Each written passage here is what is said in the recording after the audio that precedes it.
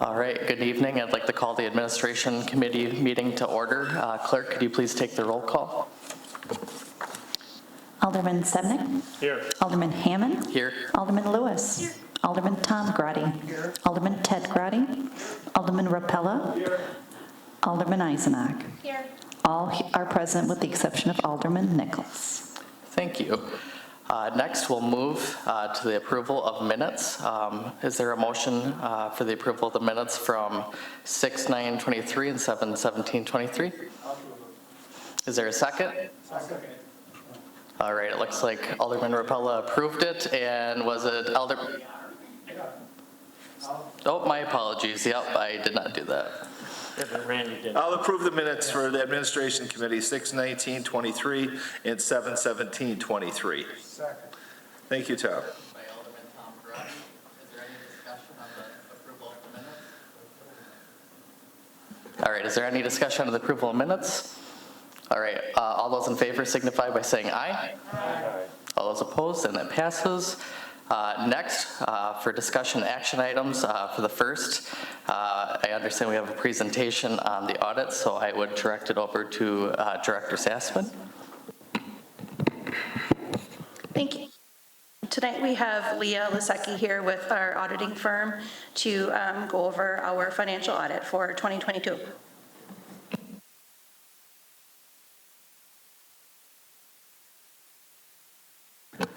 All right, good evening, everyone. Thank you so much for having me here tonight. Thank you for the introduction, Jennifer. Again, I'm Leah Lasecki with CLA. I'm the signing principal on the city's audit. Some of you that maybe had been in attendance last year might have noted that there was Sue Pable. Last year was our signing principal. Sue did retire as of 12/31, so I am Sue's replacement. Okay. It was a pleasure this year working with Jennifer and her staff.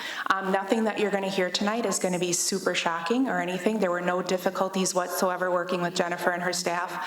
I just wanted to give a quick shout out, thank you very much to her and her staff for all the work that they do on the audit. An audit is no small feat, as I'm sure some of you have probably been through them before. It's a lot of work, from her having to close out the books, everything else, and then also prepare for us, and we ask for a lot of stuff. So thank you so much for your patience and everything while we're on site. Okay? All right, so the objective for my presentation tonight is to go through the financial statements in a rather high level, okay? But if anybody has any questions as I'm going through anything, please raise your hand or just shout out a question. Don't wait until the end, okay? And I'll do my best to answer as we go through it, okay? So it's my understanding that everybody has copies within the agenda. Everybody's got that up? Okay, good, perfect. Okay, so there are two deliverables. There's the large audit book that's about 150 pages long, and then there's also a smaller executive summary as well that I'm going to go through, okay? I promise you I'm not going to go through every page. Like I said, I'm going to do this at a pretty high level, okay? All right, so first and foremost, our audit opinion. That is probably going to be the most important page of the entire book, okay? So if you want to turn real quick to page 1 in that annual financial report. Did everybody find their place? We're good? The large one, yes. Okay, so do all of you have physical copies? Yes, perfect, good. Okay, all right, so yes, in the larger book, please turn to page 1. So this is the independent auditor's report. A lot of people are very surprised to learn that actually this, as well as a couple of reports that are in the back of the report, are actually the only part that we're responsible for the audit. It comes down to a simple 3 pages. It comes down to an audit opinion, okay? So an audit opinion is that we believe, I should say, that your financial statements are not materially misstated, okay? And we give you what is called a clean audit opinion, or it's unmodified, okay? I'm not aware of a time that the city has not received anything but a clean audit opinion, okay? You'll notice in this independent auditor's report that there's a couple of things that we draw emphasis to at the bottom, okay? So this does not impact our opinion, but they're important things that we want to draw out just because of their significance to the year, okay? So to start with, that first paragraph, you'll see that there's a new accounting standard implementation that occurred during 2022, okay? You may recall Sue talking about it last year. It's in regards to leases. okay? So in the past, leases were never included in your financial statements. That's not the case now. Whether you're a lessor or a lessee, going forward, those long-term contracts or those long-term agreements are going to be included in your financial statements, okay? So it did have a pretty significant impact to the city of Menasha. You did increase your assets and, your receivables and your deferred inflows by about 1.4 million for cell phone towers and a parking lot. Okay, so those are monies that are going to be coming into you in the future, okay? They go out a long ways. Cell phone tower leases are very long-term, but they do value at about 1.4 million, as well as a lease liability that includes a right of use asset, and that's for about 1.1 million, and that's for the long-term lease on this building. Okay, so just so you're aware, when you're looking at your financial statements, if you see those and go, what is this? That is what those are, is those leases, okay? The actual effect on the income statement is almost none, okay? So it was really just adding an asset and a liability to your financial statements, okay? Does anybody have any questions on that at all? I'm still on page 1 in the big book. Yep, no problem, okay? I have a question. Sure, So yeah. only because you're asking and bringing up the issue of leases, especially like on cell towers and that. So how about our leases for the cable TV and our other utilities like that? Were they not in there before? I thought they were. So, and Jennifer, I might have to have you answer some of this too, but just so that it's understood that this is the long-term portion of it, so this isn't going to be what you're collecting or what you're paying in the current year. It doesn't impact your budget per se, but it's valuing what's coming in or paying out long-term. Okay. So it's only on the balance sheet. All right. Well, I mean, it's been long-term for probably 30 This plus would years. not include the cable TV franchise fees, if that's what Because I you're know referring that's to. always been in our budget. Yeah, this would be something different. Okay, thank you. Yeah, these are going to be all contracts, so all long-term agreements, okay? I think of it kind of like debt. I maybe should have said that at the start, that remember, it's no different than any other kind of a debt. You owe monies over the long term, okay? Or receive monies over the long term. Okay, so the second emphasis of matter that's included in the report is in regards to a restatement of the prior period. We did have to correct a misallocation of capital project costs between the general city infrastructure and the stormwater fund from last year.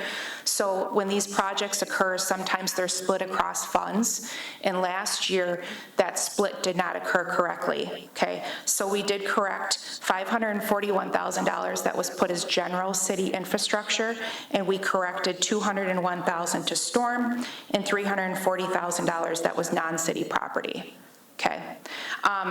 If this had only been just general city infrastructure, that's actually not a large enough dollar amount to even restate your financial statements, which I know sounds a little shocking because it's $500,000, but it's really not based on how large your financial statements are.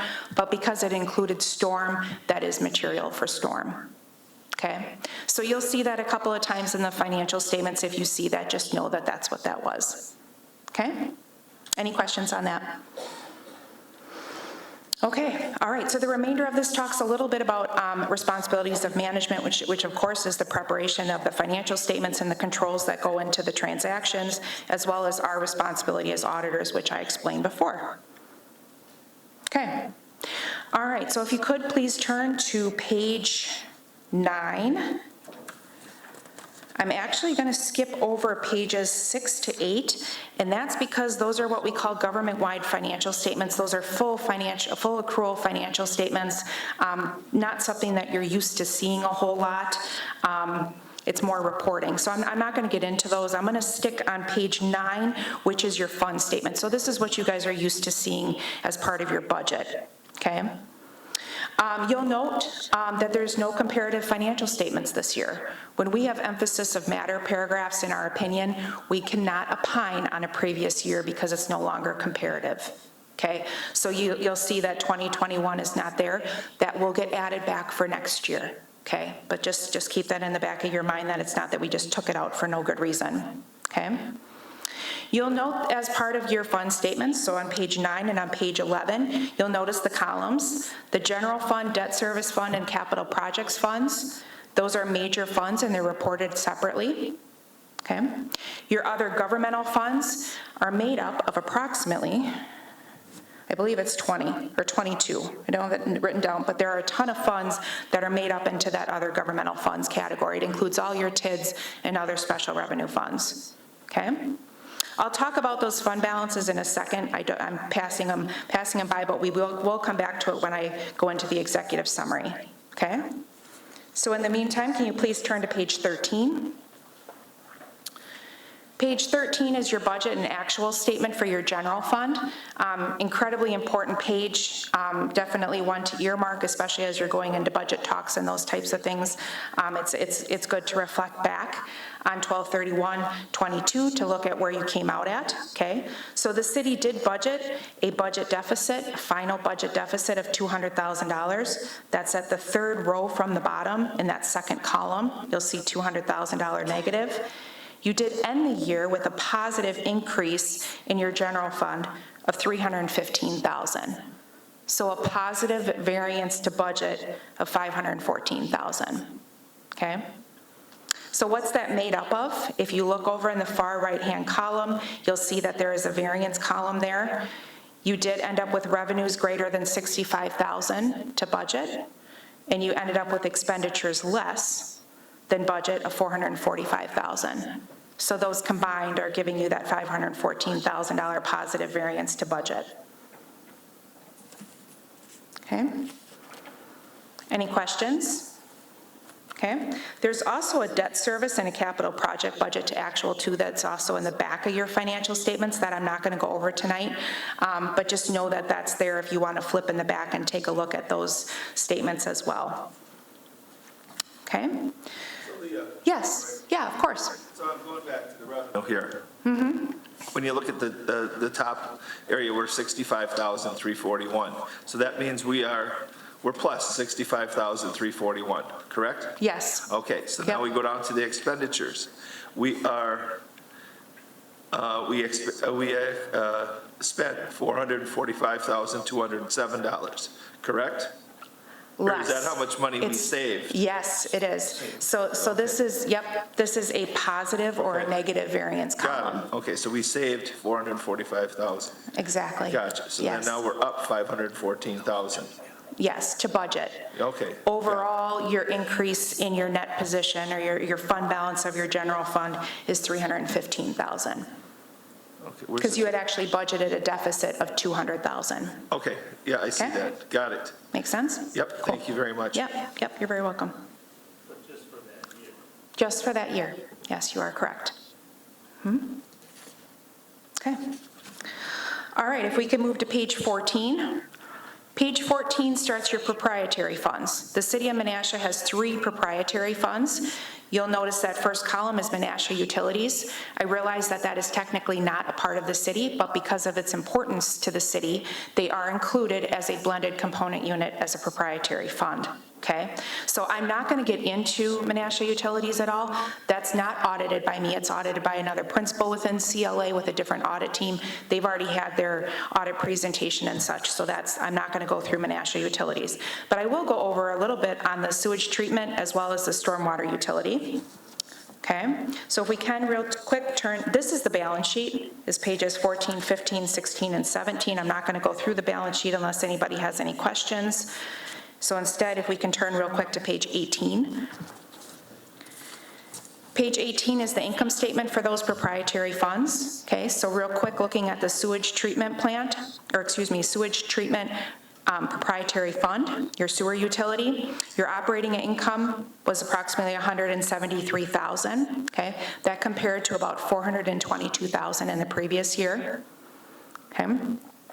Most of the current year operating income dropped right to the bottom line, and so your net position actually increased by about $156,000. So if you take that number all the way down, you'll see the fifth number from the bottom is at 156. Okay? So overall, if you take a look to this to previous year, your revenues didn't change a whole lot, your expenses didn't change a whole lot. There wasn't a huge amount of change at all in that sewer utility, okay? So looking at your stormwater utility, your operating income in your stormwater utility was about $649,000. And your overall change in net position of that fund, if you go all the way down, fifth row from the bottom, is about 1.3 million increase in the net position in your stormwater utility, okay? A big portion of that, you'll see that transfers in, that 583,000 that came in to that fund as well, okay? Any questions Yes. at all? So, under the sewage treatment area, you're talking about just the cities? Yes, Okay, yes, just want to right. make certain. Yes, it's just the city. So we're up 648,000 from operating income, we're up 583,000 from transfers. So then our total is, we're still up like 1,255,000. Yes, Okay, yes. got it, Yep, thank you. Yep, you're very welcome. Okay.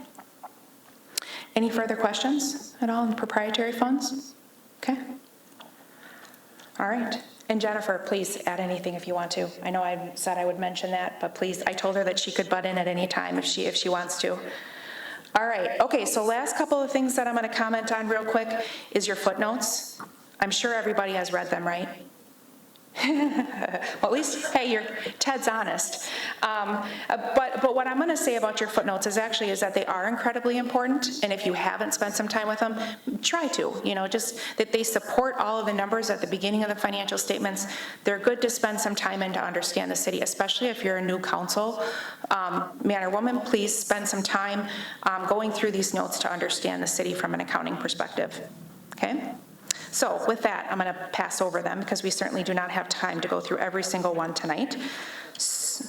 Leah, what page are the footnotes? So the footnotes all begin on page 26. There's even an index to your footnotes because there's that many of them, okay?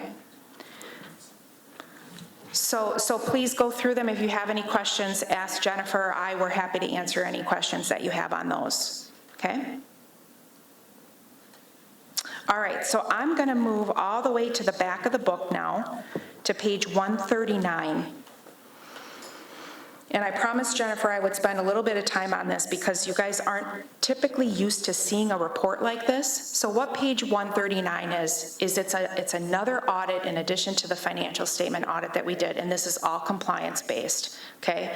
So when you have greater than $750,000 in federal awards, you have to have what we call a single audit. Okay. This last year, because Menasha Utilities received a safe drinking water loan and grant, that pushed you up over $750,000, okay? That portion of that project actually was identified by the state of Wisconsin as needing to be audited to fulfill their federal requirements, okay? So then you guys got thrown into needing a single audit. It's not a bad thing. It's actually a good thing. I mean, that usually means that you've obviously brought the money in now to have it be audited, right? So the important takeaway from this is that we spent a lot of time auditing that compliance, making sure that there were no issues with that grant that you received. In addition to federal, we also audited the recycling grant as well, which is a state grant. And we also audit the monies that come in from DHS, which is mostly public health. Okay, so we spend a large amount of time of our audit looking at compliance and making sure that you guys don't have any issues with those amounts that you've received, okay? So I'm going to have you turn real quick to page 148, okay, because there are a couple of findings. These findings are not compliance findings. These are internal control over financial reporting findings. So does everybody find that page 148? If I'm moving too fast, you just tell me. I think we had a question. Oh, okay. Yeah, Go back ahead, to the Stan. grant. Yep.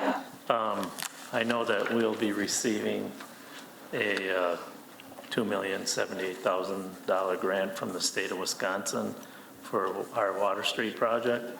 So would that require a separate audit then, too? Jennifer, do you know who that's being granted through? Is it through the state or is it federal flow through? Federal. It's going to be federal? Yeah. So And then we'll yes. have, for sure, next year we'll have one because of our ARPA ARPA. funds. Yep. Okay. Yeah. So if you're receiving that in the same year, then that would be perfect, because then you would just need the single audit for the 1 year.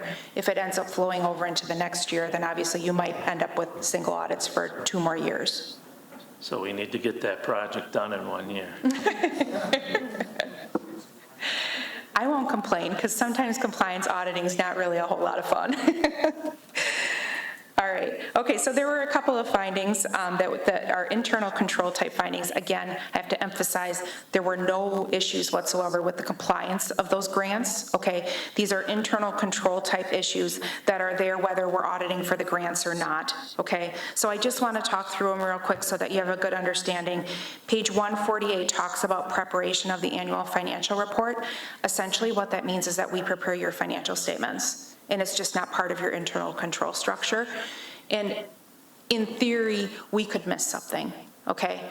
I'm almost never wrong, so I highly doubt it, but, I'm kidding, but it still indicates that there's an internal control deficiency in accordance with standards, okay? So that's what that is. It is in a tremendous amount of governments, okay? So this is not concerning. This isn't like you wouldn't have like a bond rating agency or anything that would question this, okay? It's very common. The second one that you'll note is on page 149, and that was adjustments to the city's financial records, and that's almost entirely because of that restatement that had to be done for storm. Okay, so that I fully expect will not be a repeat finding for next year. Okay? Any questions on either of those? Overall, I'll tell you right now, that's a clean audit, okay? I realize that when you hear findings, you get a little bit nervous, but I get, these are not bad findings, okay? From an auditor's perspective, this was not concerning at all, okay? All right, so can we move real quick into the executive summary?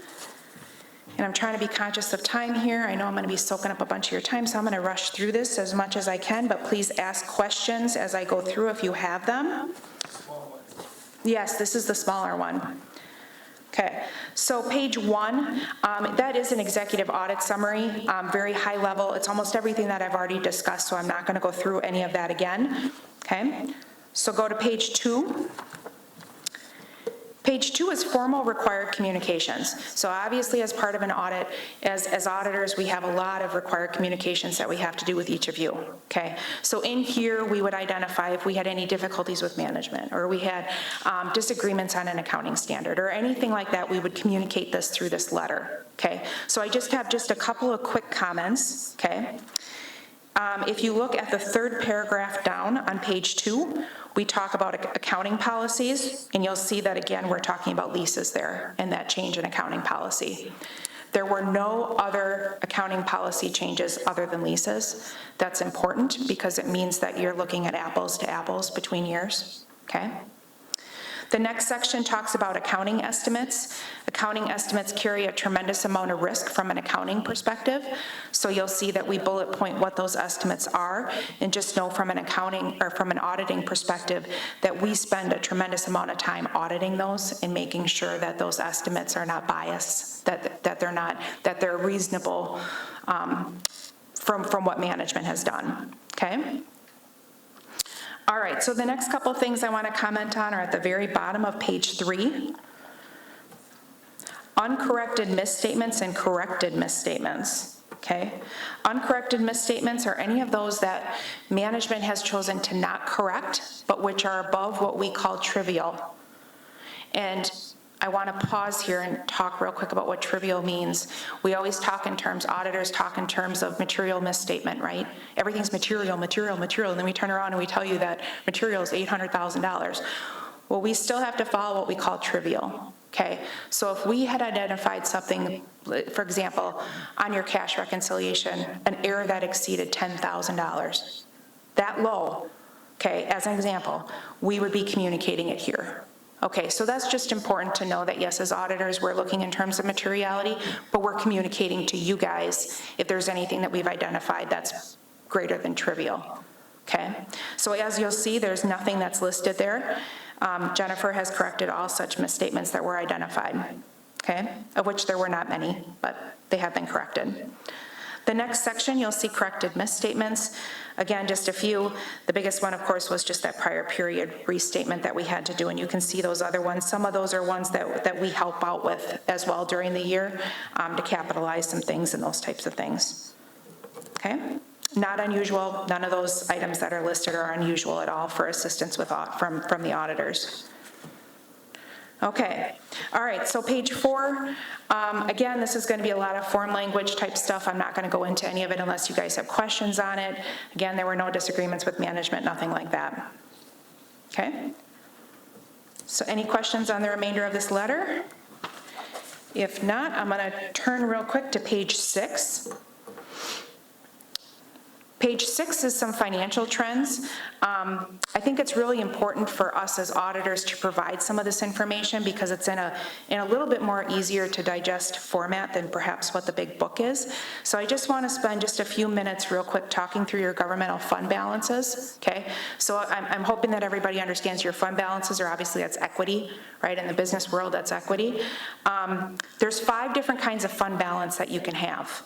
There's non-spendable, committed, restricted, assigned, or unassigned. And they all mean kind of a little bit of a different thing, okay? So I'm going to start real quick with the general fund and just make a couple of general comments about the general fund balance. You'll see that the total general fund balance is $4.3 million as of December 31st, okay? That's up $315,000 from last year. That was about a 7.8% increase, okay? Now, your total general fund balance, again, I said that there's 5 different kinds of fund balances. You'll see that they're broken down for the general fund into 3 buckets: non-spendable, assigned, and unassigned. Your non-spendable fund balance is for inventories and prepaid items as well as a long-term advance, okay? It's in a non-spendable form.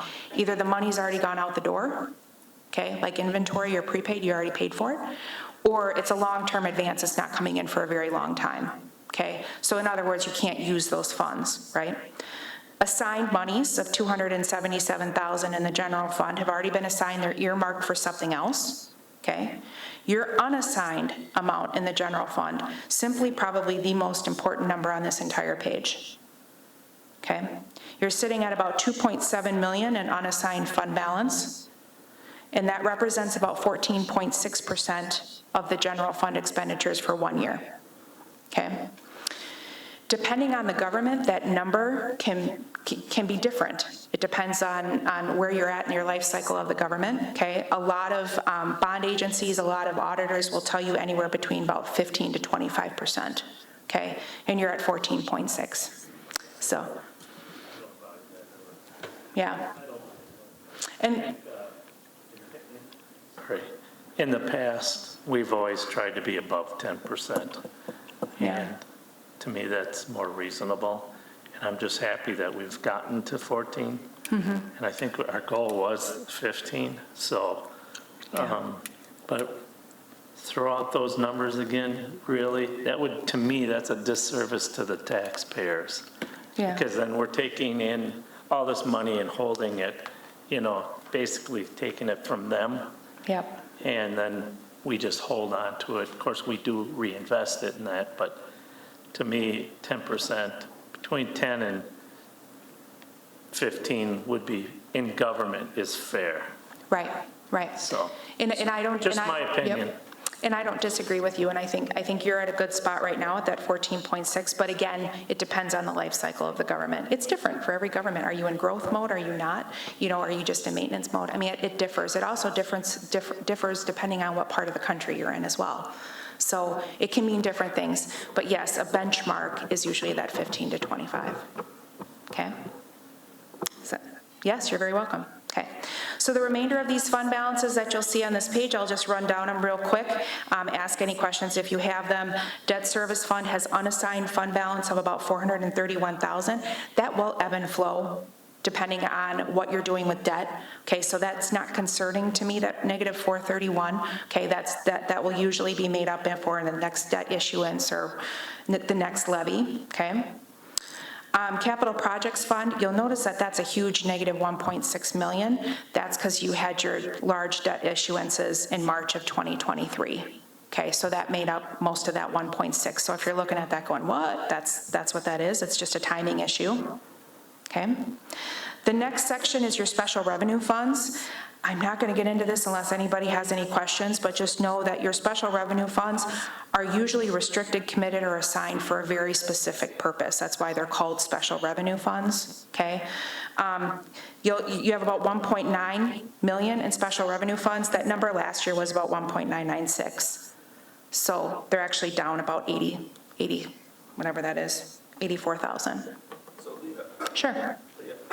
Boy, that's still not good. There we go. Oh, no, not. No, I don't think so either. So Leah, for like the housing rehab, we're up 21,000. For the community block, we're up 423,000 that we can spend. Strong neighborhoods, we can spend 881,000. Okay, got it. Yes. Thank you. Yep, that's your fund balance as of 12/31. So it's what you ended the year with. Got it. Is Thank that? you. Yep. And now keep in mind, those are restricted, so you can only use them for the purpose of what it's restricted for. Yeah. Okay? So, if I may. Sure, of course. I'm looking at the same things, and park development, now we have plans to spend a very large amount next year, partially this year, on Jefferson Park. We're talking in the millions, and I'm looking at this, we have, what, 132,000? So just making you aware that that number is going to be substantially different in the coming years, or am I not right on that? Not only that, but we're also expecting a sizable donation, which you gave us that, what was that number again when you get a grant? Is there a difference between a grant and a large donation? No. So as far as compliance is concerned? Yeah. So I'm assuming that this donation's coming from a private party or from a business? Okay, so then it would not fall under the same compliance requirements. We still audit those funds and make sure that those funds are being spent in accordance with the donor's intent, but we don't audit it for compliance requirements. Okay. I think Jennifer had something. I just wanted to clarify, the Jefferson Park project would not be using any of the funds in the park development fund that's noted. They wouldn't be used for that. All right. I didn't know where we would put it. I mean, would we put it in the general fund when we receive it, or where does? The donation, Yes. we would track all of that through a special revenue fund that we have set up to track those expenditures for that project, and then we would have the offsetting revenues in that fund as well. And then how about the ARPA funding? That would be that fund that we have set up. We have a special revenue fund set up to track the expenditures, and any of the donations or revenues would be in that fund as well. Okay, thank you. Clarifies. Yep, okay, good. All right, the last section of this is all your capital projects. Oh, yep, Sorry, Leah. nope, it's So okay. as oh, I should. So thank you, Leah. Well, yeah, but I got a loud voice anyway. So when I'm going up there, I hate this voice right now. Marine operations means that we're $130,000 in deficit, correct? Yes, it does, Okay. yep. And the EPA brownfield. That's timing, the EPA, yep, it's a grant that's coming in. Wonderful, Yep. thank you very Yep, much. you're very welcome. Okay. All right, the last section talks about capital project funds. Those are going to be all your TIDs. It's always alarming to see those large negative amounts. Obviously, within the life cycle of the TID, you're going to see that until those funds are recouped. Okay, so the most important thing is that you're looking at cash flow projections and just making sure that you know where those TIDs are expected to come out at the end of their life. Okay. All right, any questions on any of that before I move on? Okay. All right. Page 7, let's talk debt real quick. Okay, so you have outstanding general obligation debt of about 3.4 million, or excuse me, 34 million. You wish it was 3.4. About 30, yeah, duh. Woo, what happened? About 34 million, 32 million of that, 32.5 million of that is the general cities. Then there's also Menasha Utilities that also has about 1.5 million of GO debt as well. For those of you that maybe don't understand debt, general obligation debt is obviously backed by taxes, right? That's its intent is to be paid off by taxes. If you have revenue bonds, those are going to be paid off by user charges. So most of like Menasha Utilities debt is going to be revenue bonds because that's going to be paid off by future revenues, okay? General obligation debt is limited in the state of Wisconsin to 5% of your equalized valuation of the city, okay? So you'll see that next section under legal margin for new debt, okay? Right now, you do have available, now this is as of 12/31, obviously this number changes each time you make a debt repayment or if the equalized value changes. Your legal margin for new debt is about 39 million. So you could go crazy if you wanted to. I would not recommend doing that because right now you are utilizing about 46.7% of your available debt capacity as of 12/31. Okay? Any questions at all on that? Okay. All right, move on real quick to page 8. Page 8 addresses your TIDs. You'll see that the first column there talks about your net unreimbursed project costs, and the second column is the outstanding long-term debt in each TID. Okay, again, the expectation is that each one of these is going to go down over their life cycle or possibly up if it's still within its expenditure period. TID number 14, 39,471, it's that bottom line, that did close in 2023. So it closed without increment, meaning that the general fund or another source of income is going to have to make up for that, but that one will close now in 2023. You'll notice too that TID 9 did close this last year as well, so that one is no longer on the list. Okay? So when you say long-term debt, are you saying the debt of the TIF? It's, yep. Okay, thank you. Yep, you're welcome. Okay, any questions? Okay. All right. My last talking point, as far as financial stuff is concerned, is going to be your internal service funds, okay? Internal service funds are basically, they're like a business enterprise inside of a government, okay? It's the government charging the government to use certain resources of the government, okay? So there are various internal service funds that the city has. The intention is that what you charge this year, you will analyze at the end of the year and see if you were charging enough or charging too much, and you'll adjust those rates for the next year, okay? So you have the city garage as one of your internal service funds, okay? That is sitting with net position at the end of the year of about 4 million. That did decline about 75,000 from the previous year. So I'm looking at the changes in net position line of negative 75,000 to the net position at the end of the year of about 4 million. Okay, so that fund, it is intended that you'll keep some net position in there to obviously buy future assets that are going to be used by the city and charged to the city for their use. Okay. The next 3, I believe, are going to be insurance internal service funds. You have an internal service fund for property and liability. You have one for dental, and then you have one for your health plan, which is an HRA. Okay.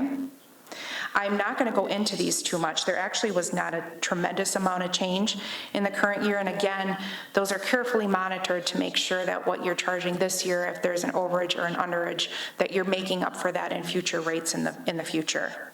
Okay. Does anybody have any questions on any of that and what those are? No? Okay. All right, page 11. Middle of the page, there's a... Oh, that's okay. That's all right. Page 11. Yep. On the sick leave benefits, I see we're in a deficit. Oh, yeah, actually, that's not going back. Okay. All right. Yes. Or did I get ahead of myself? No, it's okay. That's quite all right.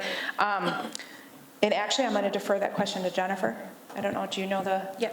Okay. We've actually been monitoring this one the last couple of years with the auditors, knowing kind of what we had on the horizon as far as retirements and those projected dollar amounts, and also knowing that probably then after this year, those with the larger dollar amounts are going to drop off.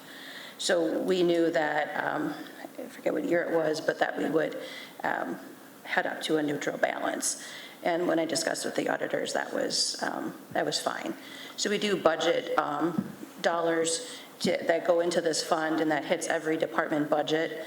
I believe it's 1% to cover this. And like I said, we figured within 3 years that this would turn around. So you're saying this was mainly because of attrition, long-term This would be employees that no longer are with us? Yeah, this would be the payout for the sick And so leave payout, that's the why it bank sick went up. leave. Yeah, The payouts, okay, yeah. So we were monitoring that one closely. thank you.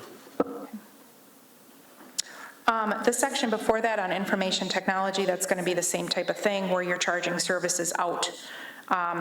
In this last year, there was changes in net position. That was a negative of 62,000, but you're still sitting with net position in the IT fund of about 103,000. Okay. All right. Any questions on any of the financial trends or other data? Okay.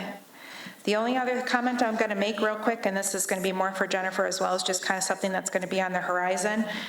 These next few pages talk about technical updates. The only one I'm going to comment on real quick is on page 13, and that's on compensated absences. That's going to come into effect for audit year 2024, so when we're here in 2025, which seems like it's so far out, and it's really not. So that's going to be effective 2024. It does address compensated absences. You do expect that that's probably going to have an impact on you guys. We expect it's going to have an impact on most governments. It's going to likely increase benefits that you perhaps have not been accruing for in the past. Okay, so just keep that in the back of your mind. We'll talk about it again next year too. It's always changing. That's GASB. Okay, and then the remainder of this is the representation letter that was signed by the mayor and Jennifer. Okay. All right, any questions, thoughts? Doesn't appear so thank you very much for the presentation. Director Sassman or Mayor Marcus, do either of you have further comments that you want to share on this? Okay, and then is there a motion to accept? Alderman Severnick? I'll make a motion to accept the auditor's annual financial report. Is there a second? Second by Alderman Ted Grady. Is there any discussion? Clerk, can we get a roll call vote on this, please? Or do we need a roll? Okay.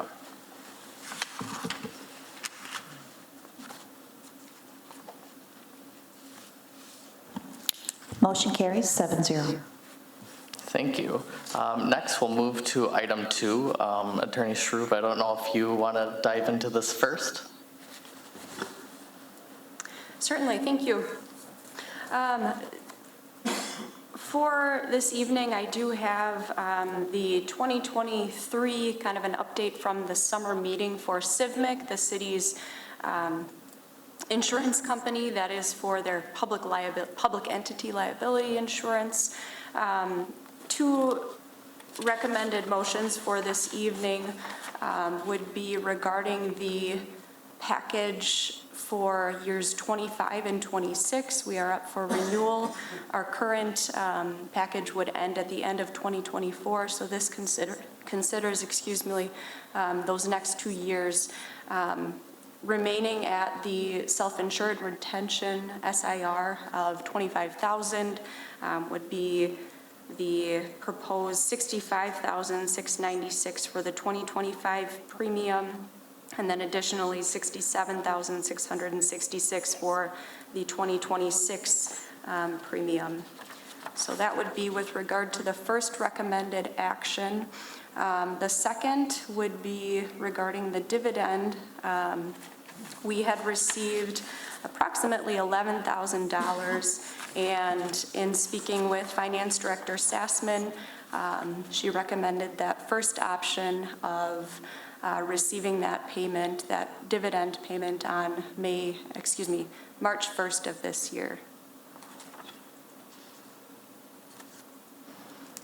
All right, thank you very much. Is there any discussion on item 1? All right, seeing none, would anyone like to make a motion?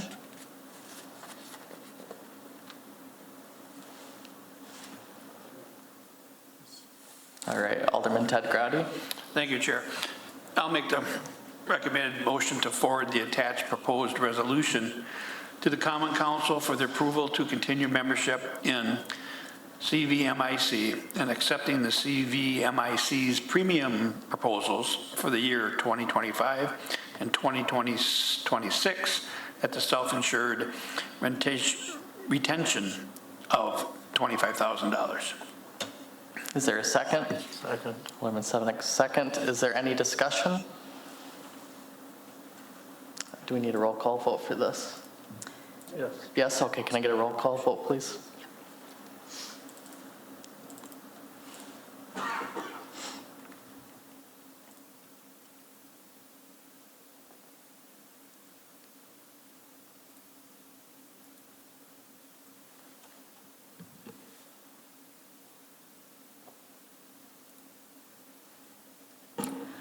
Motion carries 7-0.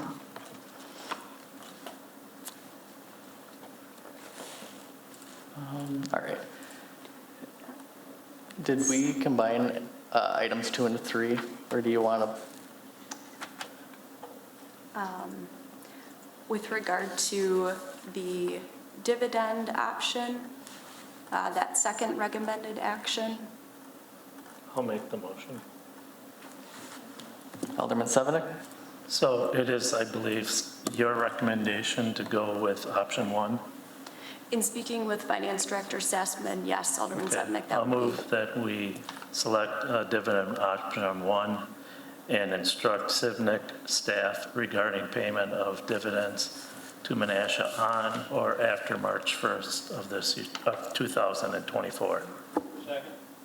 There was a motion by Alderman Sevenick, a second by Alderman Ted Grady. Is there any discussion? Seeing none, can we have a roll call vote, please?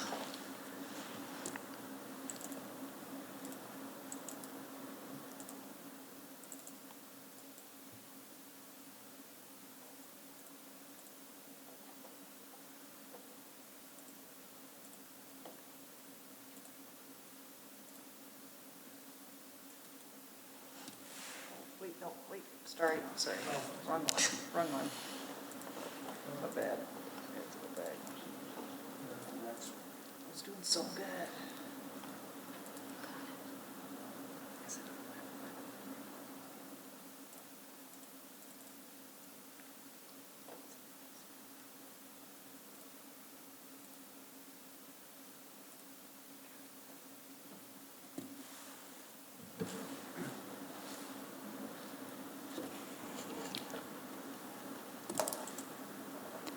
Motion carries 7-0.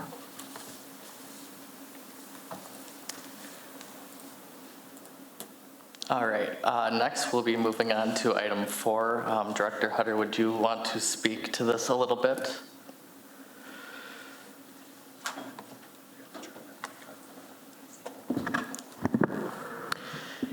Yes, thank you, Alderman Hammond. What we have before you is asking for approval on a updated reservation form for rentals for the Menasha Senior Center. This just came about kind of through routine review and learning that we need to recognize our reciprocity agreements in our rentals. That's just what spurred this. Changes that were made was most significantly was changing the number of hours for a half-day rental or a partial day rental from 4 to up to 5, and increasing that dollar amount by $10 or $15, depending on the type of rental there. There's 4 different types, whether the renter is using the kitchen or not. And then there was just a few formatting changes made to the document as well. Alderman Sevenick? Is this recommendation to the council? Is this a recommendation to the council? Because I see your deadline or beginning is September 1st. Yes, we would move this on to Common Council. Okay, so with that, I'll move that we take the recommendation of the Committee of Aging's a recommendation to approve the update of the Menasha Senior Center reservation form to be effective for a new rental beginning September 1st. We have a motion, is there, my apologies, we have a motion, is there a second? A second by Alderman Tom Grady, and any discussion? Alderman Ted Grady, I see your light is on. Yes, I do have discussion. Thank you. Christine, question for you. I see a lot in the check register, every, whatever, we have refunds to the center because the people, maybe something comes up or whatever. Is there a deadline to file a refund? I mean, a week before they can still get their refund, or are we holding anybody accountable for any of that stuff? Thought about that too. Good question. Those are for the deposits that renters put down. So they have to put down a deposit up front for like a security deposit and key deposit. So they actually give us that money, and then at the end of their rental, they get it returned. So that's why there's so many of those. Oh, is that why? Yes. That's something. Okay, I thought a lot of people were just bailing out. Okay, thank No, you no, no. for the clarification. Is there any further discussion? Otherwise, we'll move to a roll call vote, please.